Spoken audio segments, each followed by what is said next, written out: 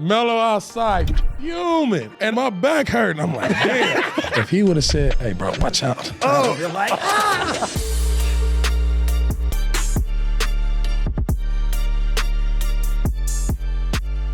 Podcast P fam, welcome back to another episode of Podcast P, a Wave original. It's your boy PG. Join with me is my guy, Dallas Rutherford. Happy to be here, fellas. Yeah, Jackie is the one that does the intros. You know, I know my role. You know, bring the energy up. Listen, and Jackie Long. And yes, we are back. Come on, bro. I did something different today. Ladies and gentlemen, as always, we got another special guest today. Our guest is a third pick in the 99 draft, played 13 years in the league, 2 All-Stars, once again, another LA legend. And just a side note, my favorite point guard growing up, Boom, B, Dizzle, Baron Davis. Great BD. BD, what up, baby man? Talk to us. Man. How you living? How you doing? Man, this shit I'm living. I'm out here in LA. Shit, coaching AAU basketball now. Trying to get myself back in shape here. I just need one more day at the gym just to be like, is it that, you know, are these dudes, you know, am I that weak? Am I that? No. You know what I'm saying? No, but I just been chilling, man, being a dad, just working on a bunch of creative projects. I got my studio in LA, been making music, films, writing, and then coaching AAU teams, man. You know, we was in the tournament, and then I heard, you know, Paul George Elite. Yep. They pulled out because we got some of the top 11s. I ain't know that. 12s. Yeah, so I ain't know that. You know, I just wanted to come out. I wanted to bring it here. Yeah. You know, I ain't know that. Because we looking for y'all. Like, we ain't got no sponsorship. You feel what I'm saying? I've been in Philly, right? I've been in Philly, so I yeah, we came out there. I haven't been around with our young group. I ain't been around my young group, but my 16s, my 17s. Y'all cracking. Y'all cracking. Yeah, we like that. He got 2 that just got drafted. Yeah, who was that? Carter Bryan and that's Jace right. Richardson. Yeah, that's right. Yeah. Man, congratulations. Appreciate it, man. Shout out to that was PG dope. Elite. Shout out PG Elite. Shout out PG Elite. You said you coaching though. I know your boys is hoopers. That's the age you coaching your boys? Yeah, so 9, 10, 11, and 12. Okay. And they playing up? One of them one plays 12. But they all, you know, I try and play them up. Yeah. Just so they can, just so it's difficult. Yeah. And then let them play in their real age demographic because it's difficult too. So you go from like being the lesser guy on the team to now having the most responsibility, so you gotta figure it out. Right. And so I think that kind of helped accelerate their growth because once they start seeing success on the top level, then it'll start building their confidence, you know, for their age range. So we good, man. We got a squad. We got a squad. We just put our squad together. I was like, man, I don't want to get into it, P. Let me be a parent. Yeah. And then I was like, man, I can coach these kids. You know what I mean? I'm all the way in.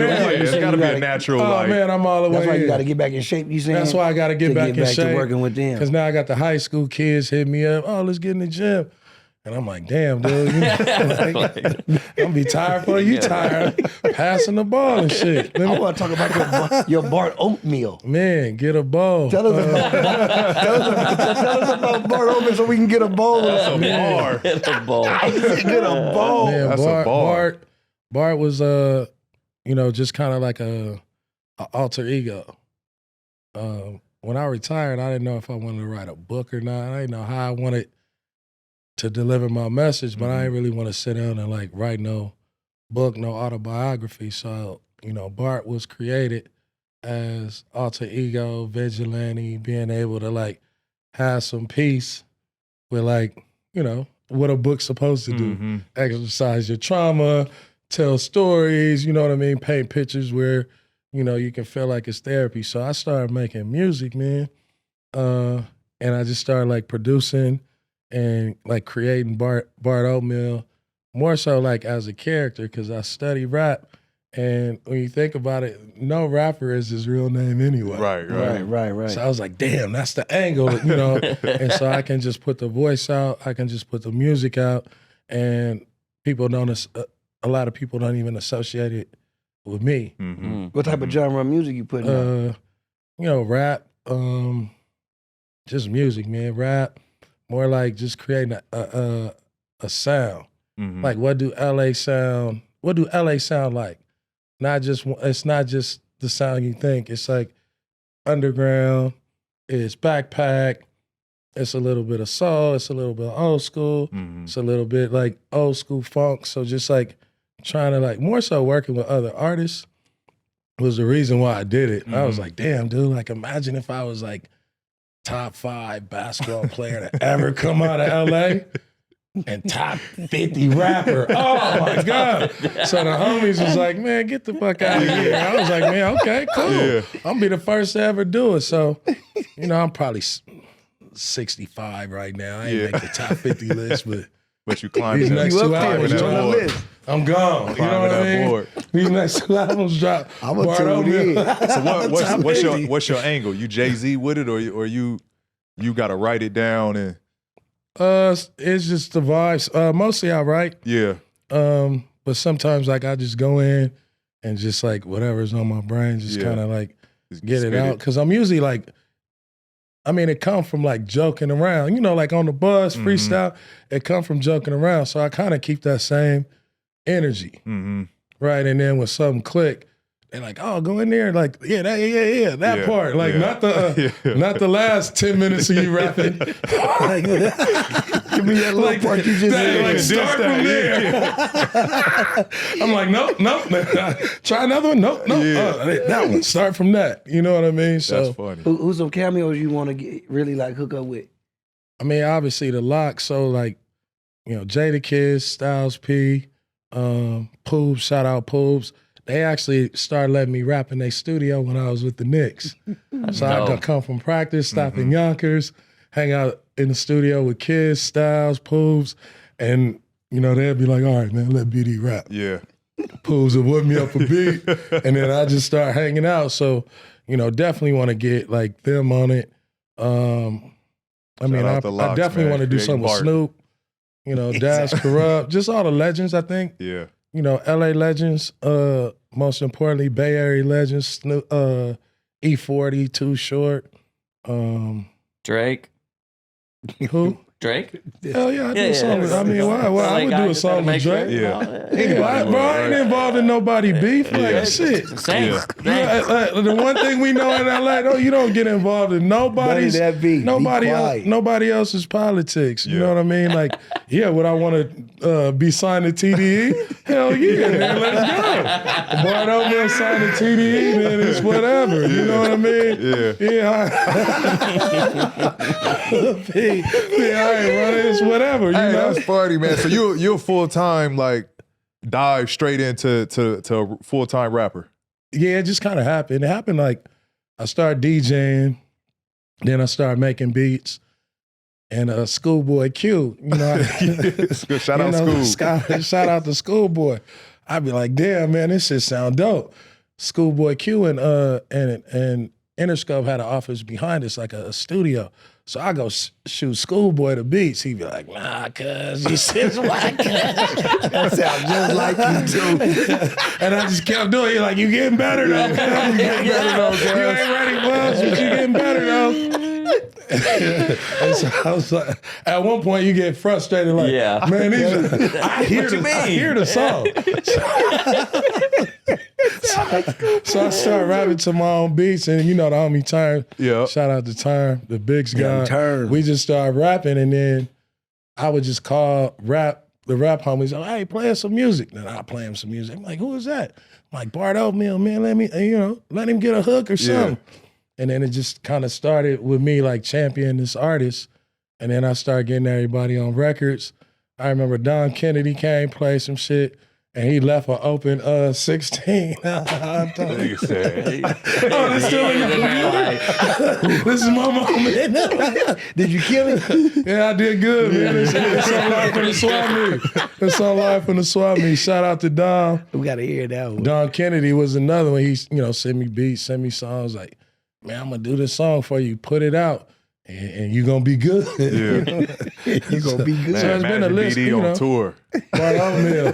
Bart, BD, my man. bad. You don't see it. You don't see it close today. Usually at Bart 9 Oatmeal. o'clock.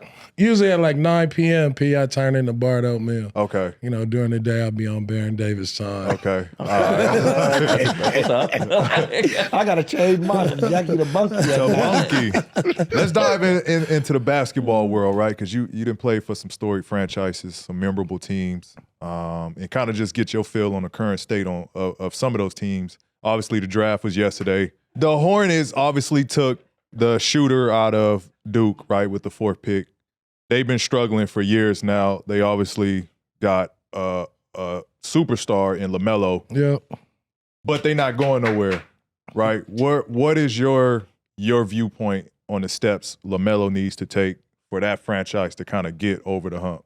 I think one, for LaMelo needs to have like a goal going into the season. Mm-hmm.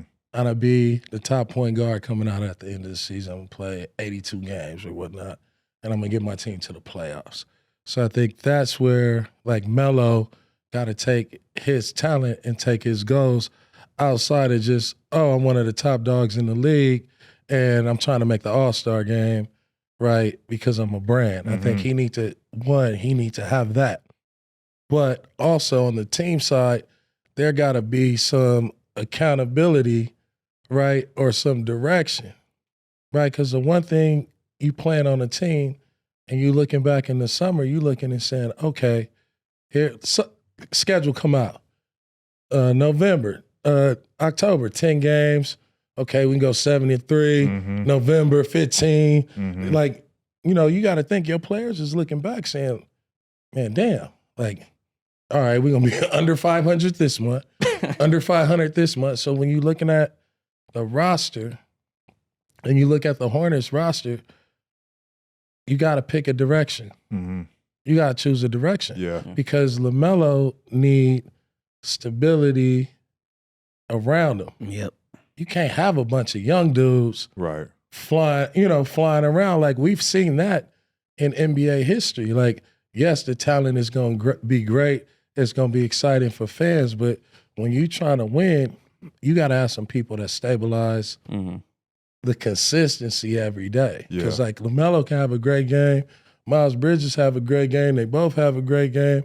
But like who gonna stabilize you the next game? So I think they don't have, to me, the right mix of veterans, good players, you know what I'm saying? And then young, talented players that have the ability to over-index. And so they don't have no trampoline. It's no buoyancy when it come to them. It's just high or low, high or low, right? And that's why it's hard, for somebody as talented as LaMelo, because what is his direction? Yeah. We coming in the season to do what? Right. Like, what you mean I'm Ain't not no motivation winning? there, huh? Yeah. What you mean I'm not winning? And you bringing winning coaches in from other teams, and they can't win. Yeah. Yeah, that's great. And that's my favorite. Because it's player, not, man. sometimes it's not the team, it's the vision Yeah. of the organization. Are you trying to win? Are you trying to have a fun team and get draft picks?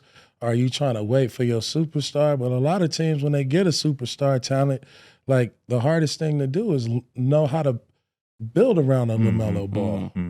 Yeah. Do you think it's more a LaMelo thing where, because listen, if I'm a free agency, I'm not picking Charlotte just because there's no winning culture there alone. Right. Regardless, Charlotte is an amazing city. Yes. Would love to play for it because of the city. Like I could see myself living there, but in terms of a basketball standpoint, I'm not going that, like my career over with if I go there. Is that Melo that has to kind of change the perspective, or is that more the front office making moves to kind of make that a landing destination? Because I mean, they're going to keep going down this route of getting early draft picks, getting younger, to a point where LaMelo's going to have to get shipped. They're going to have to try and start over. Brandon Miller might have to be the face now. Like, what's your take on kind of that situation? They got to get excited. Mm-hmm. Right? They got to either get off to a good start. They got to establish something. Right? We trying to get to the playoffs. We're trying to be competitive. In order for somebody like yourself or a good free agent to go to Charlotte, you got to show like, damn, we young talent and we got off to a great start. We maybe didn't make the playoffs because of injuries and this and that, but like, or second half of the season, they didn't show like, oh, they making a push. So next year, they're going to be something to deal with. They got to figure that part out first, because once you figure out that part, then you can start saying, all right, let's trade some of this young talent, get some veteran pieces, and now like we can make moves to get to the playoffs. They don't even know if they want to be in the playoffs. They don't know if they want, bro, it's not me taking the jab at them because I love Charlotte. I talk to the team, the owners, like Charlotte is home, so I want to see them win. And I think what they got, they got new owners, they got new president, they got new management. So over the net, I would say really this is like their first year. Right. It's the first start. Didn't they? And I didn't like that Canopo move. is their That first was pick. stupid. Yeah. Right? Because maybe they drafted Brandon Miller. But LaMelo Ball is not their pick either. But they did re-up him. So let's see what they start to build. You got talent. Yeah. God of it. You got talent. Now the coach got to put that together, and the coach got to figure out, are you the Golden State Warriors when Mark Jackson took over? Right. And it's like he built, like you can see in them games, he like, y'all belong in this moment to some young dudes that was balling like they did, but maybe may not knew that they deserved to be in that moment. Right. And so you can see like somebody is willing something, a certain type of DNA and pedigree into LaMelo and the team. Yeah. LaMelo, just to kind of touch on it, because you talked about his brand, and I think LaMelo is one of those young guys that came into the NBA during that social media time, and him and his brothers, his family, they were huge on social media.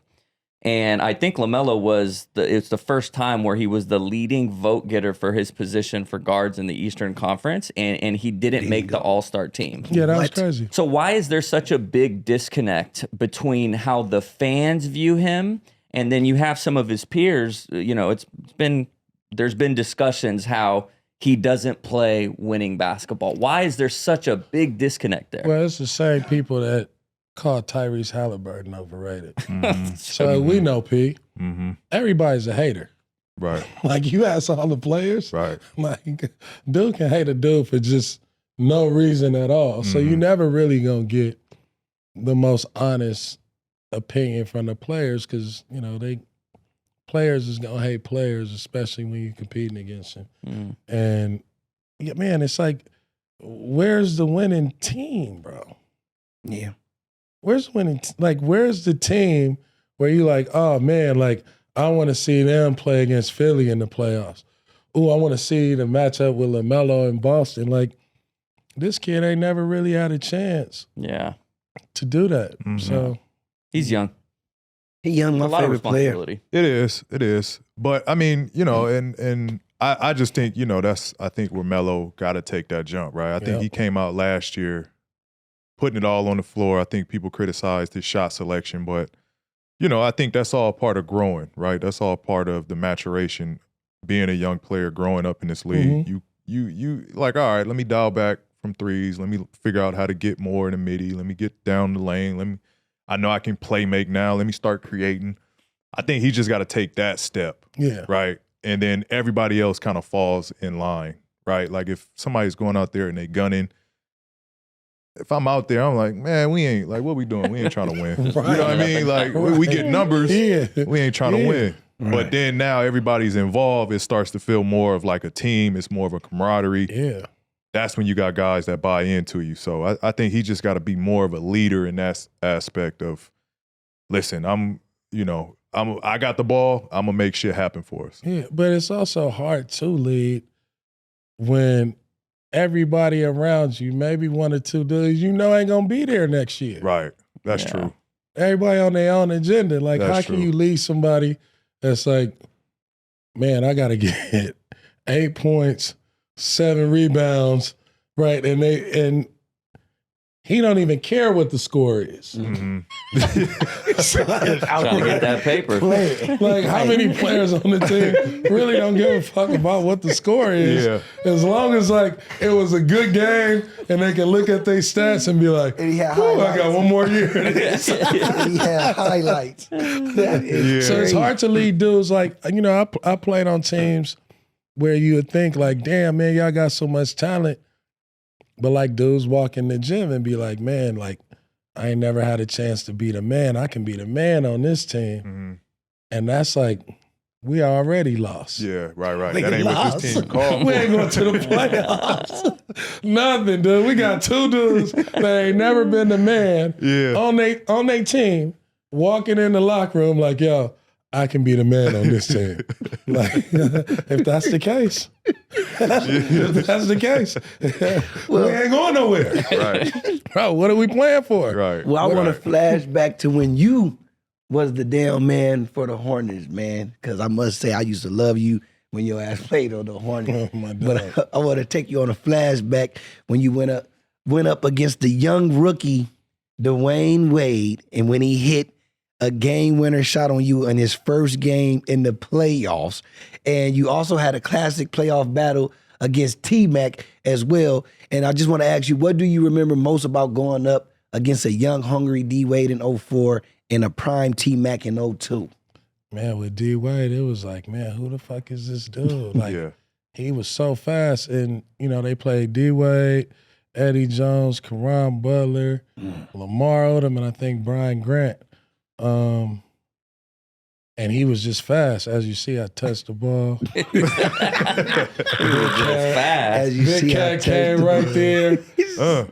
That ain't you It though. was a hell of a move. But I ain't win. I mean, it was. No, That ain't you though. But- as a defender, you talk.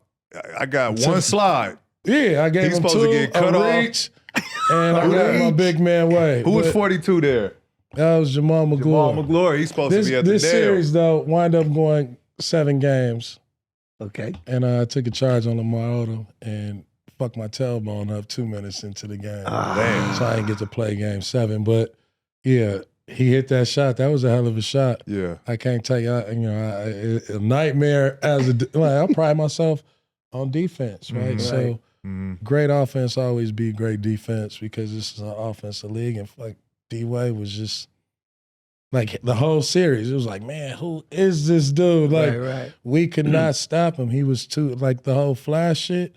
Like go back to when he was playing point guard. And I had to guard him. You know what I mean? He bigger than me, damn near faster than me. You know what I mean? Jump out the gym. It was crazy. I'm glad he moved over to the 2 later in his career because I wasn't cool with none of that. And then, with T-Mac, shit, I had to guard T-Mac sometime. But T-Mac was just, we was talking about this the other day. T-Mac was just an offensive juggernaut.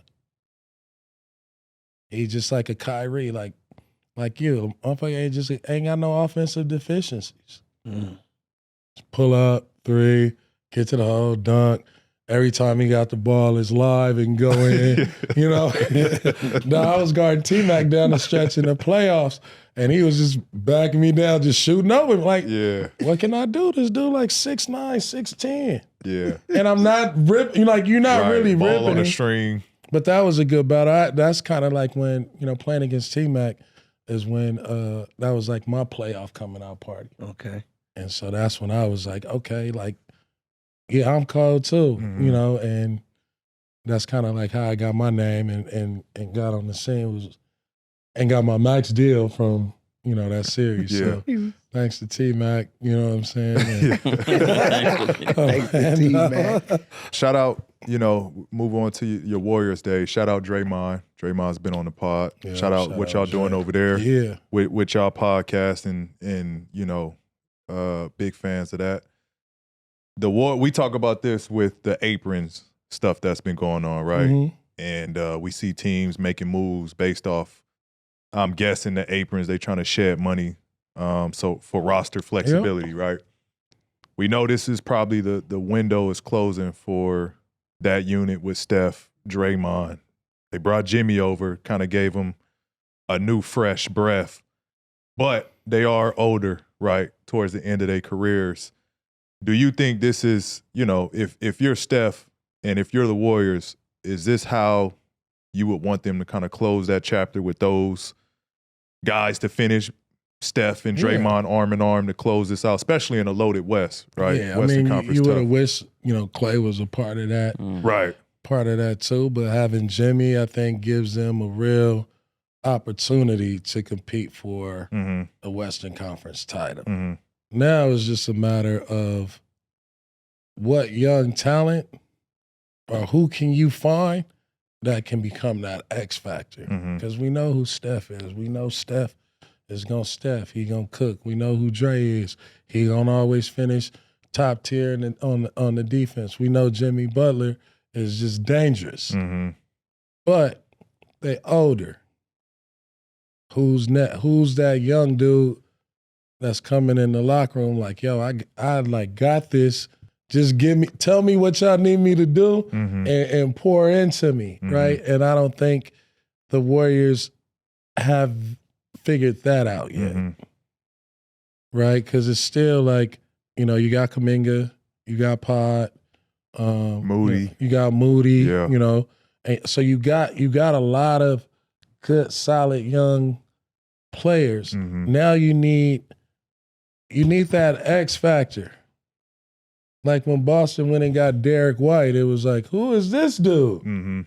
But all along, he been killing. So you got to go find somebody that's like a valuable asset to this team. Like the year you won it with Jordan Poole, he was the X factor. If he get hot, oh, shit. Right. Yeah. There's more people hot out there. Right? Now the Warriors kind of got to find more stability. Like who's going to be the consistent big dude? They got to go get bigger. Who's going to be that center, that versatile power forward that can shoot the three, rebound, because they're going to be at a disadvantage going into this upcoming season from a size perspective because the league getting bigger. I like what they got going on over there. If you think about it, playoffs come down to 9, 8-man rotation anyway. So, like, I like what they got over there with Pod, with Moody, with Kuminga. I'm a big fan of Kuminga. And I think that should be the X factor because he That is true. can handle, he can get to his shot. He could, he's developed his three-point range. He's strong. Like, he can play in a big lineup and he can play in a small lineup. He you know what I mean? He guard, he defends. So I like what they got. I think they do have enough. There is still, juice in Steph and Draymond and Jimmy. So I do think they got enough to kind of. Kuminga got to be, I think, what people say, oh, he improving his three. I think Kuminga, if Kuminga is the first team defensive player of the year, like if he's one of them people that when you match up against him, you're like, damn, this, like, yo, he been holding people, like he needs to be that. Yeah. He been holding people to 29% shooting. Everything else gonna be cool. Yeah. But I think for him, he's kind of like trying to figure out points equal money. But I think you get the same amount of points pouring into the defense and pouring into your defense as a dog, right? As a real dog. I think he almost lost because how good he is. Because I see the offensive. He's nice offensively, and I think he's like, I think it's more of a like, man, I could do this, that. Like, I just need the ball. I need where your point is, use that energy on defense. You're going to get your opportunity. You don't even have to think. You're going to get your opportunities. Oh, you're going to get steals. You're going to get blocks. You're going to get trails. You're going to get dunks. Be the Iguodala. Be the young Iguodala. You're going to be true. You're going to get, and then at the end of the day, you're going to be the person always open. Whether, looking for the ball, oh, I got it on the wing. Let me get downhill. And now if it go, it go. If it don't, like, do it match? And so I think for him, like I look at somebody like Kuminga, like if I'm Kuminga, or my mentality is, oh damn, I already know I average 8. Because I'm going to give me 2 steals, some deflections, couple dunks. Now it's like, I got game. I'm shooting my 4 threes. You know what I mean? I'm going to the block, going to the free throw line. Damn, I can average 20. Yeah. You know what I mean? Easy. It's got to be frustrating, though, because it's the personnel, and I also think it's like the system. You know, I think watching the playoffs, like, almost seemed like Steve Kerr was trying to figure out when to put him in and when not to put him in, and then you get out there and you got Steph, you got Jimmy, and you kind of have to play a little second fiddle. Like, I felt like he was not comfortable. Like, he didn't know when to go or when to not go. He just seemed like he was a little hesitant with what he wanted to do out there. So defense. Well, times are changing. It's about to be all about him if they don't get rid of him. That's all I can say. You played your last season with the Knicks, right? And for them, obviously, JB, superstar point guard, ball dominant point guard. He's proven that he can take over games, been the clutch player of the year. Do you see that winning in the future, especially how the league is now? Do you see that as a recipe for winning? At first I did. Yeah. But he's so cold, bro. He cold. He tough. Bro, he's so cold. Y'all can't fuck with this dude, bro. Nobody can stop him. My problem with that series is if you watch what happened where Indiana was successful is half court started to become another defender and a problem for him. So bringing the ball up the court against pressure, then you get that pick and roll happening damn near right by half court. So he ain't got even though like the court got bigger and wider, his space got limited. And so I think you need another guard. You need somebody that can handle pressure, bring the ball up. And if you put that dude in a block, one-on-one down the stretch, you gotta double. Bro, you gotta double. Yeah. Like, it's crazy. It's crazy. Nobody can guard him. Yeah. Nobody can guard him. He gets crafty, his, though. he's so crafty. And so, can you get him off the ball? Because what happened, or like nobody on the Knicks outside of Jalen Brunson could bring the ball up the court. That's the only reason why they lost. Indiana puts pressure, you turn the ball over. Indiana puts pressure, then you extend your offense, and now, you know, Karl Anthony Towns got to play one-on-one from the top of the key the entire series. Now, he's talented as shit. He can do that, but you can't figure out where a mismatch is, nothing, because you playing at a almost like a frantic pace all the time. So if they can find somebody, and they eating clock. they tearing the clock up. They tearing the clock up. So he's dribbling the whole. Right. He got the ball the whole Dribbles a shot lot. clock. Right. He can't even get off the ball, push off, get some space, and now have a live dribble. Yeah. He don't get none of that. And so, one, that's a testament to coaching. Like, if you don't work on a press break, if you don't know how to get your best player in multiple situations to be effective, and then if you only have one primary ball handler, that is your primary scorer, that is your primary playmaker, and you're going to wear him out. Yeah. And so, you know, hopefully whoever comes in next is looking at how do we make Jalen Brunson dynamic so everybody else can you know, have a piece of the rock. Yeah. Yeah, I like what Oklahoma did. They took Shea off the ball. Don't let him bring it up. He get a live catch once we cross half court. Now he got energy and he can Do whatever. kind of operate from there. Yeah, I thought that was kind of what the biggest difference between those two matchups. And you can see it's different than, you know, like say I'm picking you up full court. Like, you got to set your feet to get me back to see what's happening. Yeah. Jalen Brunson kept going side to side. So he could never see, like, okay, it's not crowded over there. Let me figure out a way to get over there. right? And I think with OKC, with Shea, when he caught the ball, he caught it, he had some patience, and he was like, okay. And the floor wasn't even that spread out for him. It was a lot of attention, but he was able to see, okay, there's my elbow, there's this, I can work from the top. And he had a lot more patience, but I also think they had other people that can bring the ball up. Yeah. Yeah, Pete and Baron, because you're talking about Shea and Paul Pierce was on last episode and he was like, oh, what do they call it now? A foul merchant? But, Brunson is another one of those guys that's in that conversation. Seemed like we heard a lot about those two players specifically this year. Just kind of taking advantage of whether the rules, I think they're being smart, but do you think we'll see any change in refereeing or how the game's called just with those two guys and how crafty and because they're just, they draw a lot of fouls. You gonna foul them. You can't guard. Hey, man, you gonna foul what you can't guard. That's true. You gonna foul what you can't guard. Allen Iverson. I love that. Allen Iverson see me in the club. Oh, BD, man, as soon as I see you guard me, I just run into you and fall. Get you right out the game. I'm like, dog, that's like the highest compliment, right? That's like the highest compliment you can get as a defender. Allen Iverson, like, yeah, bro, I see you coming. Oh, yeah, I'm just, boop, foul. Let me get BD up off me. Let me get David Wesley, whomever else back over here.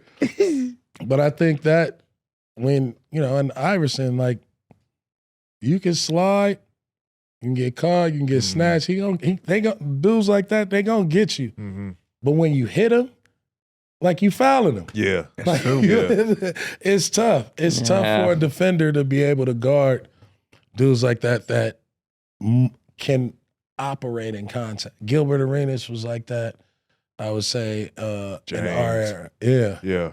A lot of dudes was like that. You don't think they're like looking for it? Because when I watch, it looks like he's looking for a foul. Those other guys, he's waiting. Like Jalen Brunson is looking to draw a foul. No, he's waiting for you to foul him.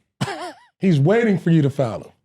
So then he puts the referee in a predicament. Tough spot. Because it's obvious. And so if I can make a foul obvious, then it's up to the ref whether they're going to call it or not. Because I am going to the hole. And the rules say you can't push, you can't push off underneath the free throw line. So as soon as I feel his hand, man, I'm, Yeah. And that's what he do. So I don't know how to do rules. It's just, I don't either. I wish, though. Don't you wish? I don't know, 3, 4 free throws last season. I wish I could get. And it'd be like, cool, they work the system, cool. It's frustrating because I be getting hacked, right? And shoot 4 free throws a night. You know what I mean? I do the same shit, bro. I be telling them, like, yo, listen, look, he gonna hit my elbow when I shoot it. I shoot right in front of him, smack, no call. I'm like, I just told you what he doing. He did it on the last shot. Y'all not calling nothing. So it just be frustrating, you know what I mean, when you watch dudes go to the line 15, 16. Not hating, like Shea is excellent at putting you at a disadvantage, right? He just know how to play angles. He know how to cut you off, make you. He play physical to make you play physical back. Yeah, and then he just bait. You fucked up. Yeah, he gonna just bait you. Baiting. We had Coutinho Mobley on the show, and he spoke about Steve Francis being the first explosive point guard. Knowing y'all came in the same year, you get a chance to kind of set the record straight. Who is the first explosive point guard in the game? Point guard, me. Talk your shit. Yeah, me. A real point guard. Yeah. Do you think you get enough credit for how you kind of revolutionized, you and Steve kind of revolutionized the point guard position with points that's athletic? Yeah, I would say yes. Do I get enough credit? I don't know. Like what, like I would say, yeah. Yeah. Because on the streets is where I like to receive my credit. I mean, I know social media, and in social media, they be giving me their shouts out. But as far as like before, I would say me and Steve in our era, there was, Robert Pack, Spud Webb, Kenny Smith who won a dunk contest. You know, Doc Rivers got to do, you know, like you weren't seeing, you saw Byron Scott dunk, but, you know, Magic dunk, that's like, that's Magic. Yeah. Isaiah, they weren't showing small guards dunking or point guards dunking. And so, you know, I say, well, me and Steve hit the league. We're in the same draft class. He took off when he went to Houston. And then he just had the floor, so he was just dunking. But, you know, mine was different because I actually had to play point. You know, I had to go play point guard for a team that was, you know, vying to make it like veteran team. We waited to the playoffs. We missed the playoffs. We got to make it to the playoffs. So everything I had to do, I had to figure out how to get it in the offense or how to go get it on my own. But I would say for as far as a point guard, like Steve was, to me, like the first point guard that was a dynamic guard. He was he started revolution the combo guard. Yeah. Right, because he rebound well. He just you got to have him out there. He make plays, right? But he's attack, score first. For me, it was manage the game, play good defense, hit open shots, and then on the fast break, I get to show what I can do. But I think as far as like me and him, like our games we were the highlights. Like we were the guards doing the highlights. But you also had like Jason Terry, Andre Miller, the big guard. So my responsibility was like really playing point guard, and assists mattered to me. Right, assists mattered to me, steals mattered to me, not turning the ball over. Like I wasn't gonna get too many shots. I wasn't gonna get too many shots. I damn sure wasn't getting no ISOs. Like not one. Yeah. I get some post up though. Yeah. I get a post up and come off a pick and roll. But I'm usually throwing it in the post, spotting up. Yeah. That's what it was the first 2 years. Yeah. I come off the UCLA cut, catch it in the block, dunk on somebody, but it wasn't cracking. It wasn't like, whoo, okay. You know how you do before the party? Yeah. It was none of that. It was like, come on, young fella, let's go. Like you looking out at the tunnel like, okay, all right, come on, young fella, let's go. Don't forget in here. He is awesome. We don't get too many guests that I would say in the All-Star play with Mr. MJ and AI and an 02 All-Star game in Philly. You got to play with both of them, which was, I know, amazing for you. So could you please tell us that experience playing with MJ and AI, man? It was in Philly. So it was, AI was at home. Hometown. For me, shout out to Vince Carter. Vince Carter was hurt, so that's how I got on. I was like the next dude up. MJ he was happy as hell. I have to say, like you saw like kind of like the love and the OG, and you see Iverson, and it was just nothing but big dogs. So I was just in the room kind of like observing. Of course, AI was late. AI comes through with the he at home. AI come with the bucket. Yeah. But like, was he able to wear his jerseys then? yeah, he had the jersey, the sweatsuit. He had the he had chains. He had chains like cubic link chains. The chains was this big with the diamonds. You know what I mean? And I'm like, shit. Like, damn, I'm a small fry in here. I gotta get my weight up, bro. I walked in the locker. It was like, man, it was just like a wave of people. Yeah. And Jordan was cool. I remember like damn, man, like Mike hella cool. He talking to everybody, he talking shit to everybody. And then I was like, hey man, let me get them shoes. He was like, no. I was like,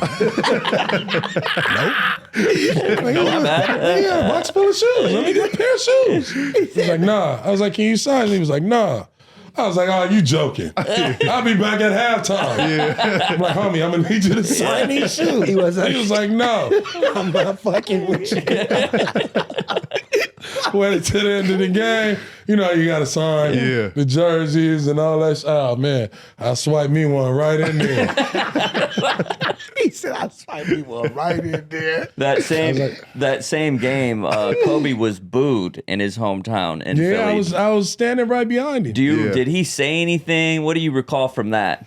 Man, I think Kobe just used all that shit for motivation when they played in the finals. I mean, but at the same time, like we all knew Kobe was gonna get the MVP. And like I say, bro, it was a lot of hate. It was a lot of hate. Mm-hmm. Like, and I could, I can understand the rivals and shit. An All-Star weekend was cool, everybody was cool, but people still wasn't like, oh, I'm not fucking with you. I'm not fucking. Like, you start seeing like, oh, it's a hierarchy of like cliques and shit. And so if you watch, right, not only was he getting booed, you see a lot of players like usually, All-Star weekend, you huddle around the dude. There was a lot of hate on Kobe, but you see me right there because I fuck with Kobe. That's my dog. Back to AI, and you kind of just mentioned it about how he talked about how every time he saw you at the game, he just tried to run into you and flop. But in that same conversation, I believe, they asked him who was, the toughest matchup for him, and he mentioned you. So what is it like just getting kind of a compliment from a player like that? You grow up idolizing somebody, and they got a direct effect on you because you're like, oh, shit, like he more like me than I ever expected. And the way AI came into the league, I thought like he represented where I was from. He gave me a chance to be like, oh, it's cool to be myself, everything you are, right? Or like to figure it out. Right. And at UCLA, we was a Reebok school, and I was like, oh, I'm wearing Nikes. You know what I mean? So I used to have to put tape on my shoes. And I remember we used to hear, it was a club, so we used to always hang out, parking lot pimp, in college at the club in Westwood. So Iverson, like, oh, Iverson, I had never met him. Man, we stayed outside the club and waited for this man. Like, we missed him going in. We waited for him to come outside, bro. He came outside. He was like, oh, what's up? Blah, blah, blah, blah, blah. We was like, man, we trying to wear your shoes. He said, what? You ain't got my shoes? He was like, bro, you ain't got my shoes? I was like, man, this dude know who I am? He was like, hell yeah, man. He sent the whole, we was in Iverson's the next day. And we was a Reebok school. Yeah. So for me, like, Iverson always was like big bro. Yeah, that's dope. So that type of respect is just like, that's why I say I want to walk in the room, and when I see my peers, if they saying that about me, I'm Gucci. Yeah. Right? Yeah. When I see like the dogs, the big dogs, and they like, boy, let me tell you about yourself. Yeah. That's all that matters to me. Matters. Yeah. Well, I want to talk about this next guy who I love so much. I wish he seemed like he could still play in the NBA if you see a Monta Ellis. Yeah. And I know you played with him when he was a rookie, and he was on PG team in Indiana when he was young PG. And he was a big dog. I remember I seen him in New Orleans, but we'll talk about that later. But he always been a fan favorite, which was amazing. And I just want to ask y'all both, what was it like sharing a locker room with the OG Mississippi Bullet? I talk to him every day. To this day. FaceTime every day. We play college football. Yeah. I be tearing his ass. Oh, we got to put him up. in the league. Tell him we need him. Tell him we need him. You done fucked up. He'll pick up right. That's my dog. That was my rook. Yeah, that's player partner right there. Man, that was my rook. Training camp come in. They like, yo, we drafted this kid, Monta Ellis, second round. Like, okay. Yeah. High school. Like, what do you mean? This kid in high school? Like, because he don't look like, right. He was like young. He looked young, but he carried himself. Man, I never forget, after the first 2 days of training camp, I said, damn, this fool gonna take Jay Rich's spot. You know what I mean? Like, no bullshit. Yeah. Bro, by day 4, I was looking at Chris Muller. I was like, damn, did y'all bring him in to take my spot? Nobody could fuck with Monta, bro. He could do whatever he wants. Yeah. He can do whatever he wants on the court. It's like one of them players, like, he has to be on the court because he just... Something gonna happen. Something is gonna happen. Not only that, it's dynamic, and don't let Another one. Don't get caught in a 1-on-1. You're not gonna stop this. He ran off like 17 on Steve Nash one time who was playing Phoenix. Bro, and I popped to the high post, throw it to him. He shoot that pull up, bro. He hit like 8 of them. Yeah. Time out, Steve Nash was hot. He was flicking Nelly off. All Monta. Yeah. I was just sitting there giving the ball like, damn, dude, I can't believe it. Damn, dude, I can't believe it. He was just man, he was so incredible. And then he the dude that I learned from. He like the big little bro. He just he got an old wise soul. So like, I mean, I ain't gonna even lie. If I'm out there bushing, come on, dog. Come on, big dog. We need you. We need you. What you gonna do? What you gonna do? That's Monta. Hey man, you over here bullshit, dog. Your story about Monta, dog.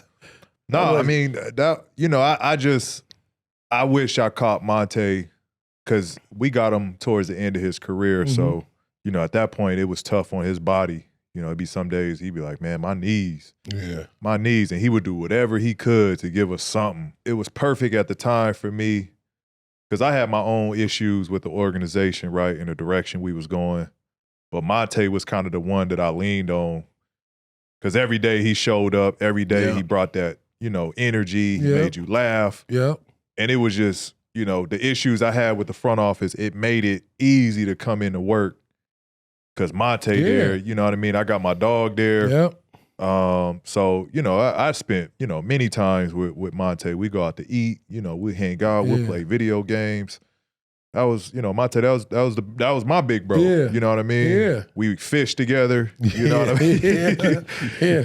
So yeah, we spent a lot of time together, you know, 2-3 years we was there. He good people, man. Good people, man.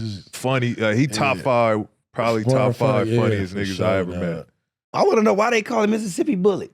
Because he's from Mississippi. I understand that, but the bullet part, I was saying. Because he fast. Faster than the speeding bullet. Okay, hey, I'm learning every day today. I'm gonna be like, yeah, man, I used to average 60 in high school. Because I never heard him call him that. What? Never heard him call him Mississippi Bullet. Yeah, Bullet that's Loco. Been a name for him.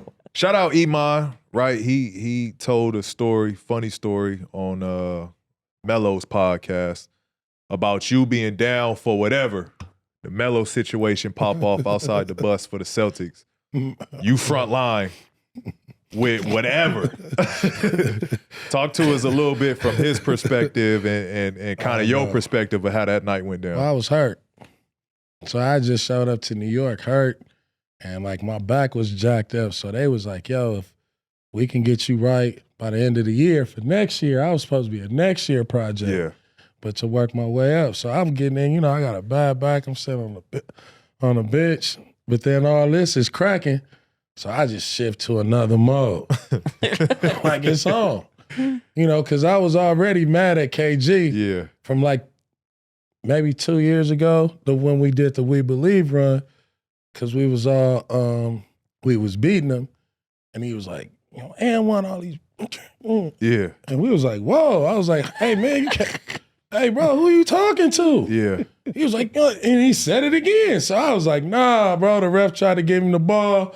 I grabbed the ball from the ref. I was like, man, you gotta explain yourself before we keep going with the game. Who? You calling one on us? Hey, bro, we was tripping. We got texts and everything. But I understand now that's KG thing. So I was already tight with KG and just, you know how KG be trying to punk the little homies and like, no, bro, we ain't letting none of this ride. So I was already fired up. And if you watch at the end of the game when we won, him and Billy Walker got into it already. And I kind of like came over there and separated. But I was saying, I say this, my back was so fucked up. If he would have said, hey, bro, watch out. Oh, they're like, hey, bro, probably. Hey, all he had to do was say, come on, nigga. I'd be like, oh shit. He said, my back was out. Attitude, Melo,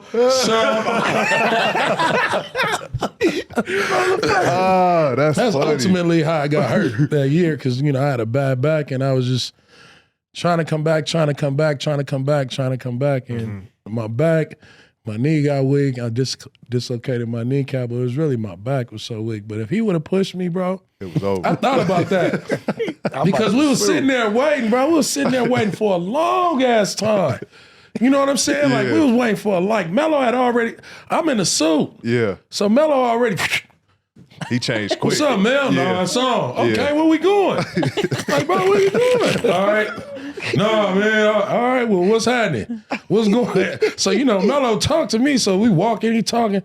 Bro, we sitting down, no bullshit. We sitting on the ramp, bro, and I'm just sitting there, and I'm like, damn.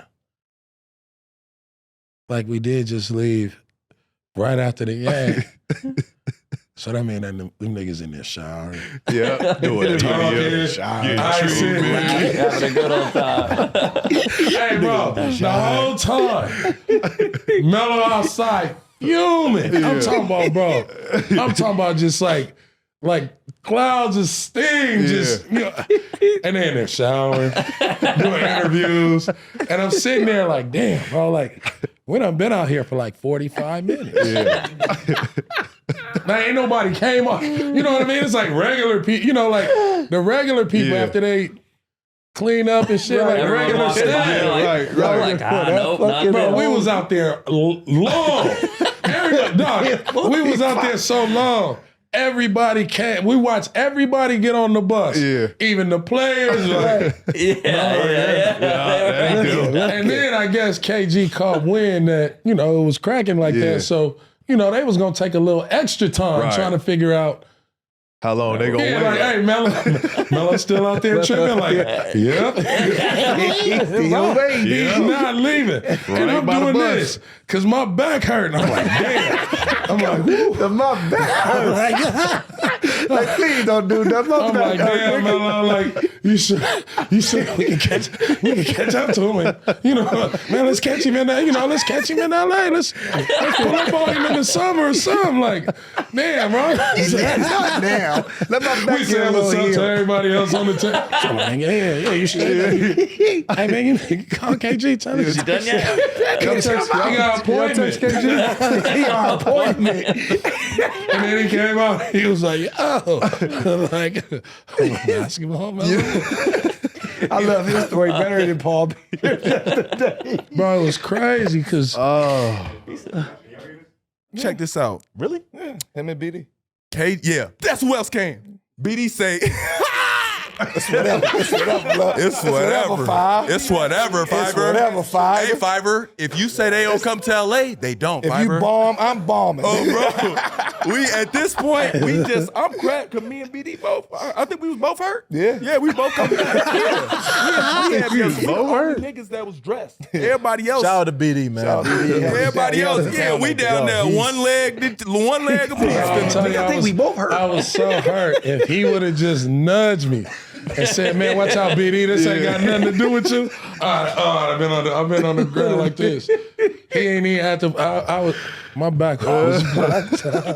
You was still supporting your boy. 45 Hey, minutes. come on, man. That's prime time. That's my dog. Yeah. You was still That's my supporting. dog. Bro, yeah, I used to trip. I used to trip. I used to trip, bro. I never talk shit, Yeah. but I used to trip. That's the little. That's my little dog. I'm a ride for my teammates. Right. Come on, man. I see what y'all doing. Right. I see what y'all getting away with. That was my whole thing. Like, man, we ain't gonna get suspended. We ain't gonna do I seen it. We gonna catch you in the summer. We gonna catch you when you hanging out. We gonna say, hey, remember that time during the season? Man, we got Receipts, how you wanna solve it? Anywhere it ain't no where we ain't on the clock, oh man, we gonna pull up on you. Yeah. Yeah, man. When I was young, we used to have to though. Yeah. You used to have to. That was old NBA. Yeah, huh? you used to have Can to. you talk about any of those moments? Like, is there Well, anybody in in- particular you pulled up on? Nah, it's just you just pull up in people's city and say like, we're so and so, like, or show up at the summer league, and it'd be cool. We know Yeah. who to call, Dallas, if we get some beef. No. Bart. I need me in the church league. Oh, Call yeah. Bart. Call Bart, tap in with Bring the that streets. bowl. But nah, man, we used to. It's just like you have to like the NBA. Old. It was cities were not cool, right? Because like everything was still rivalry based. Mhm. Like LA to Bay, LA New York. Everybody had like rivalry beef. So, and then back then, like dudes are, you seeing veteran dudes. They used to damn near get ready to chunk them after the game. Mhm. Or chunk them in the tunnel, in the garden. The garden had the one tunnel. Right. Everybody got to So, go up and down. you kind of raise more like a wolf. Like, oh man, you gotta be a wolf. You gotta be a wolf, or them big dudes will bully you. Big dudes will bully you, and like, man, I'm from here, like from LA, so I just kind of like when I got drafted, I was like, oh. Yeah, I'm gonna be the basketball version of Tupac. So I just kind of chose the wrong direction. You know what I mean? Like, yeah, I'm about to tap in the streets. The homies, Allen Iverson can do that. Oh man, let me take the homies with me. And it was about 3 or 4 years. It was like, nah, this probably ain't. This ain't the thing to do. You know what I mean? Like, let me kind of wean off this. So, I survived, P. You feel me? I want a few to survive. You feel me? Oh man, it used to be tough. It used to be tough out here. Before we wrap, we got to run our segment we like to call P or Not P. Bunky, fill us in what the P or Not All P right. is. So, fellas, we're going to ask Baron about some questionable but funny moments in his career. All right. And everyone can share whether it's P, which is like a thumbs up if it's good. Yeah. And it's not P, it's like a thumbs down or whatever. All right. So, just so y'all know out there. Yeah. So, with that said, we talked about the explosive point guards earlier in the segment. And one of them is John Wall, who was PG's draft mate, and he dunked on you back in 2012. Fuck, man, he the only dude who dunked on me. Your whole career? No, We don't see I it. mean, like Paul, like don't a see it. guard. You know what I mean? Yeah. we don't see it, but Hey, bro, he done really seen it had enough. no business Trust me, you going don't for care I to want to see see it. it. Like, You didn't see it. Hey, man,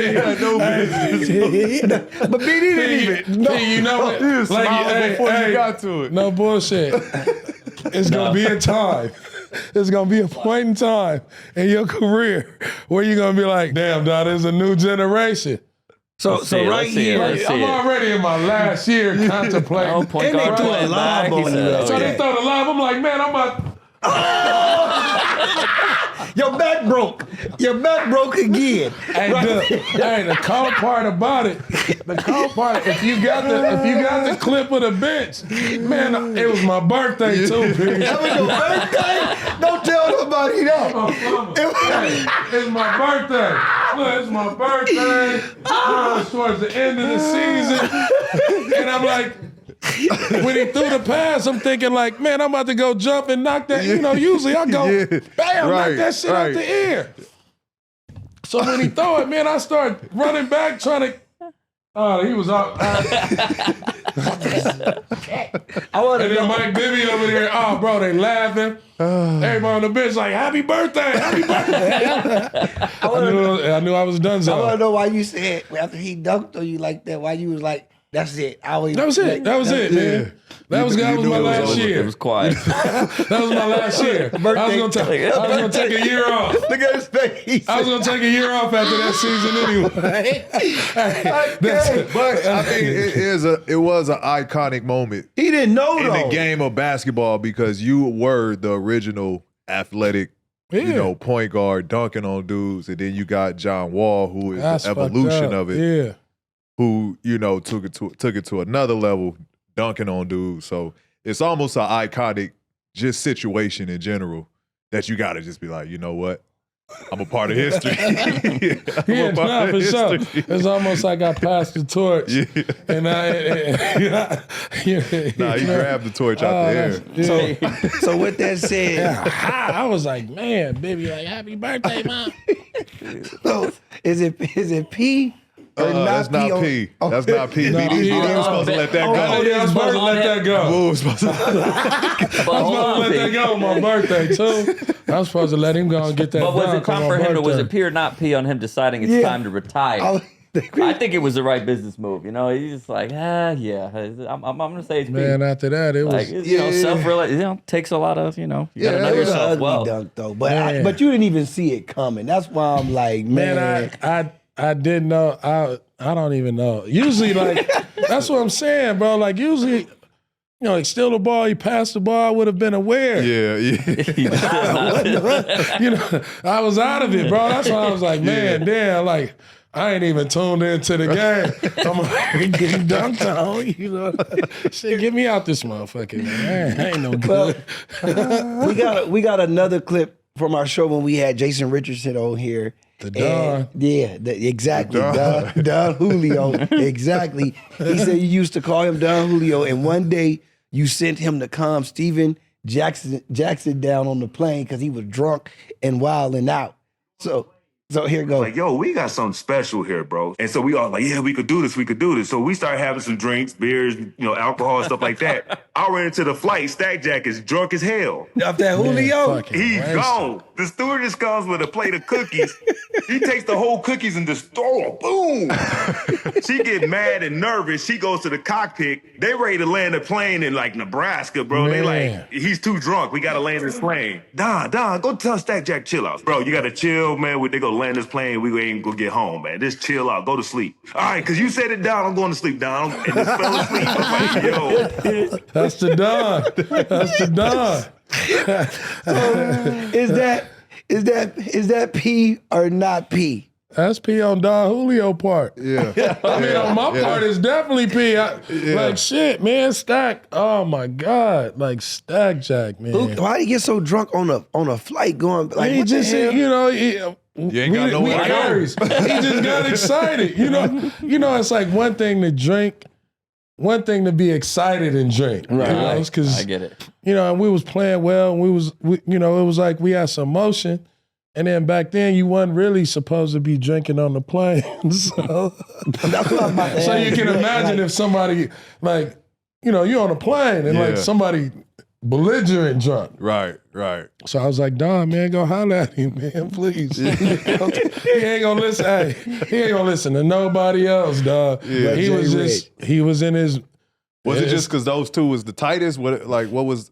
No, because Jason Richardson was like, he was the staple of the team. Okay. He had been there the longest. And so, like, you know, we always joke and everybody on our team had personality. So Don Julio was like, man, you the godfather, whatever the Don. Like, Don, we doing this for the Don. Right. You feel what I'm saying? We got to get to the playoffs for the Don. Right. The Don ain't never been to the playoffs, Stack. You won a title out. You have been in the playoffs. I've been in the playoffs. Man, we got to go do this for Don. You know what I mean? And so, and then, you know, Jay Rich is like, he's such a good person, bro. Mm-hmm. Like, he's just like, you know, he like of the Jordan, you know, like it's the Iversons, that's us. And then he's more of the Jordan cloth suit, you know, presidential.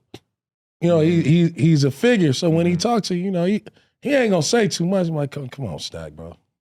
Yeah. Come on, man. You know what to do. So that's why I call him the dog, because he a man of few words. If the dog get at you, man, you gotta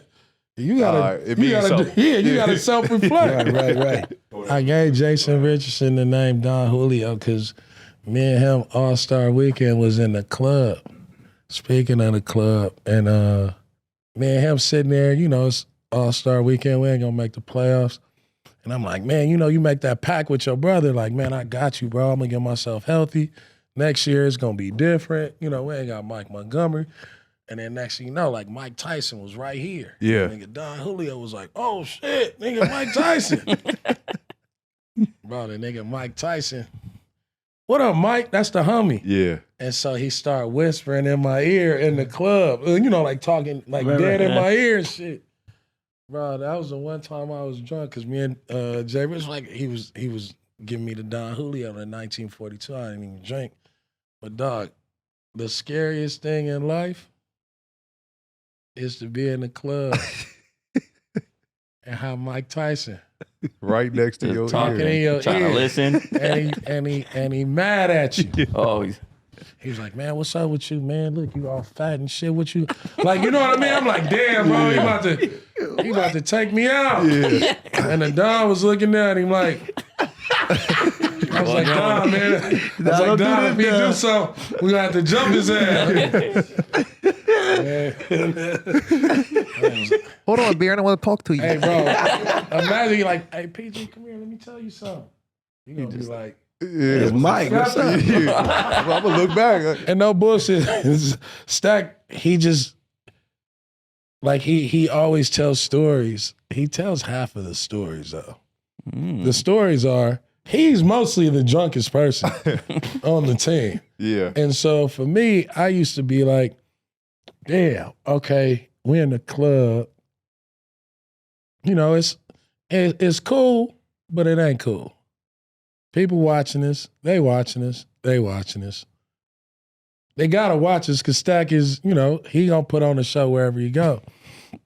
How do you beat Steven Jackson so we don't get in trouble? I'm gonna start wigging out. Yeah. Yeah. So if I start wigging out, guess what he gonna do? Come on, man, let's get BD in the car. Let's go. Yeah. We can't have him out here tripping. Smart. So anytime we go out to the club, like, I just go grab a mic at the DJ thing. And like when it's time to go, like they be like, oh, BD tripping, man. We gotta go. We gotta protect BD. Get him in the car. He tripping. But it really be Stack. Yeah. And I be like, man, and he want all problems. Yeah. You know what I'm saying? He want all the problems. We at DC, man, and dude bump him. And the club go like this. So Yep. I'm at the top. Tell him we at the top. And you can just see him looking for the dude. Like going on the levels and shit. Just looking for him and shit. So I was like, yo, when we get out this club, I'm just gonna take off running like I'm about to fire on somebody like I got a problem. You know what I mean? So they hurry up. So they hurry up, get us back in the car. We can get to the hotel. Cause I know, like, hey man, it's the only way. he's still on. he still ain't found this dude. The club over, he gonna say something. Like he can't, hey man, he probably looking at the dude. He's still looking for him. Yeah. I take off running. Oh, fool, what? Oh, man, BD. He run me down, snatch me, give me in the car. Oh, hey, man, you can't get in the car, let's go. Sit in the back seat. Got him. That's funny. That's a sick way to get the homie back. So his perspective is always like, damn, BD be wilding out. But it was like, if I don't do it, like if he does what I do, man, it's gonna be It's a wrap. We Yeah. ain't never going out. We got a friend like that. Anytime back in the day, we'd be out, and as soon as that shirt came off and he had the little beater on, it was black like, oh beater. yeah, we Oh, yeah, we know he's it's time to he's go. gone. You gotta beat him to the punch. Yeah, it's time to go. Especially with Stack 5, you He's gotta getting beat too him to the excited. punch. That's smart. He gonna And lose it it. was a self-awareness too. Like, yeah, we all fucked up there. We got to this point. Like we Like, ain't how gonna long never you had to lose. keep up with? About an hour. Imagine. We probably done had just as many as him. So he on his time. His time go way deeper. You know what I mean? Like his drinking thoughts is like, it's like you thinking like, oh yeah, I'm tough. Nah, he thinking like, we about to put our toughness to the test tonight. He had no fear I drink for courage. Some people drink for courage to leave. Nah. Like, where the beef You at? know, let me get drunk real quick because it's about to go down. A drunk fighter. Oh man. On that note, Boom, man, it was a pleasure to have you on the show, bro. Appreciate you, bro. I don't think I laughed that much, bro. I don't think I laughed that Great much. story mode. mode, man. Great story mode, man. Great Appreciate story you, man. mode. Thank you, Mo. Oh, man. And Bart. Was that, did you yeah. mix a little Bart in there? Bart Oatmeal. It's on Spotify, Apple Music. Go get that. Still Go copy The cut. album came out June 9th. Yeah, that was last June year. 9th. Next one up is Still Cut Still too. Oatmeal in the Big Apple. We got Smoke Dizzle, Papoose, Davies, Mano. Schoolboy Q? Nah, I ain't did nothing with Schoolboy yet. Because he don't He's still believe waiting. in Gotta you get better. yet. He's working. He's working. He's still waiting, cuz. I gotta go find him golfing. I don't golf. I gotta catch him on the golf course. You know what I He do be mean? golfing now. That's Motherfucker crazy. don't answer his phone or nothing. I know he Yeah. golfing. Yeah. I'm gonna get him on a song though for sure. I really want J Rock. J Rock is my J-Rock guy. I would be need J hard. Rock on J-Rock would the be song. They rock you. You But fuck yeah, with Appreciate who the y'all, other one man. with We appreciate you. J-Rock, Kendrick, School, Ab-Soul. Absol. Yeah. Yeah, Ab I'm there? on a joint Okay. with Absol. Man, Absol on a joint with LaRussell. It's called Rap Camp. Okay. It was just like, everybody was in there freestyling and shit. But Who yeah, else that was Live there? from the Ray Swap Vaughn, Meet though right? coming. Live from the Swap Meet gonna be like my real first album. That's gonna be out in like a month. It's more like a musical. I call it like a hip hop musical. Why you naming live from the swap meet? Because I wanted to build a story around like take it back to the old albums where you had interludes. You had things that build up into the songs, and so I wanted to give people kind of like more story around just the music and how the music be like the footprint. So it's narration, interludes, phone calls, but it's a whole story around why we went live at why Bart Oatmeal planned this live party at the swap meet. So That's hard. it's gonna be in a comic book form. So you'll be able to get the comic book and then listen to The short. yeah. That's what it's These gonna still look like. cut right here. These are still cut joints. Come Live from on. the swap meet gonna be in a comic book. We there. We got to come check Shout you out out at to Bart your Oatmeal. studio. Come on, man. for Oatmeal sure. and friends, get a ball. We got coffee too. If y'all like coffee, Oatmeal Radio Cafe. Yeah. We got the coffee, the music. So we just trying to bring cool people together without drinking. Like Stack, we can't have no more club scenes. We drinking coffee now. That'd be wild. Looking at that. Well, at least a remember motherfucker last just time be I went asking to a a gang of club. club. Where you from? So where you from? Been a while. Yeah, I can't even. Been a minute. I can't even recall the last time I've been to a club. Monkey been to a club. Oh, yes. Oh, that was a different club. I don't even want to talk about that club. Hell no. Oh, shit. Mike, nah, that was a good one.